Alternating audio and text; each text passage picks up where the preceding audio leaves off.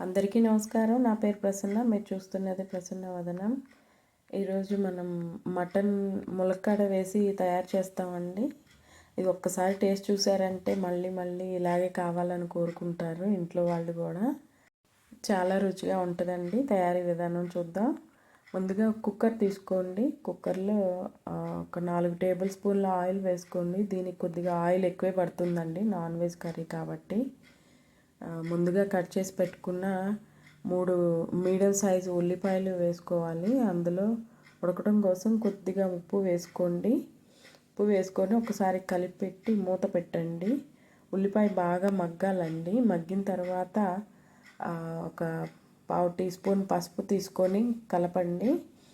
1 tea spoon అల్లం వెల్లుల్లి paste అండి, ఫ్రెష్గా దంచుకున్నది. ఇది ఒక్కటి వేస్తే సరిపోతుందండి. మనం ఇందులో వేరే మసాలాలు కూడా ఏం వేయవసరం లేదు.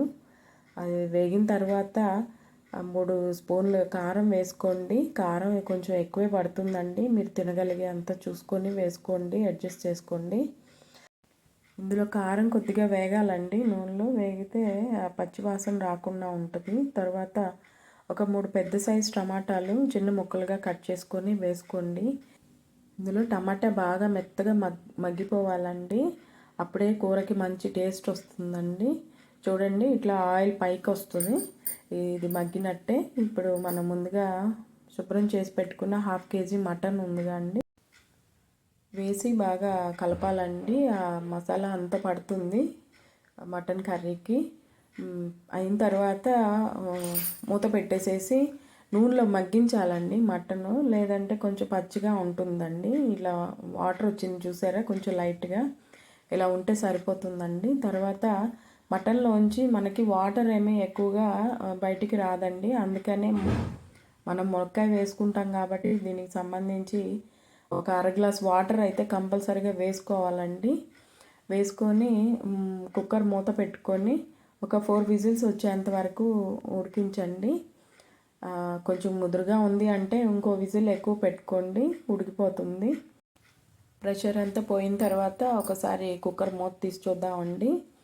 చూసారా, ఆయిల్ అంతా పైకి వచ్చింది, కొద్దిగా వాటర్ కూడా ఉంది. ఈ వాటర్ ములక్కాయ ఉడకడం కోసం సరిపోతుందండి. ఇంకా ఎక్స్ట్రాగా ఏం వేయవసరం లేదు. ముందుగా కట్ చేసి పెట్టుకున్న ములక్కాయ ముక్కలు ఉన్నాయి కదండి, వేసేసుకోండి. ఉప్పు సరిపోలేదండి, నాకు కొద్దిగా ఉప్పు యాడ్ చేశాను. మూత పెట్టేసి ఒక 10 నిమిషాలు మగ్గించండి. మగ్గితే ములక్కాయ అసలు ఆ వాటర్లోనే ఉడికిపోతుందండి. తర్వాత ముందుగా కట్ చేసి పెట్టుకున్న పచ్చిమిర్చి చీలికలు ఉన్నాయి, అవి కూడా వేయండి.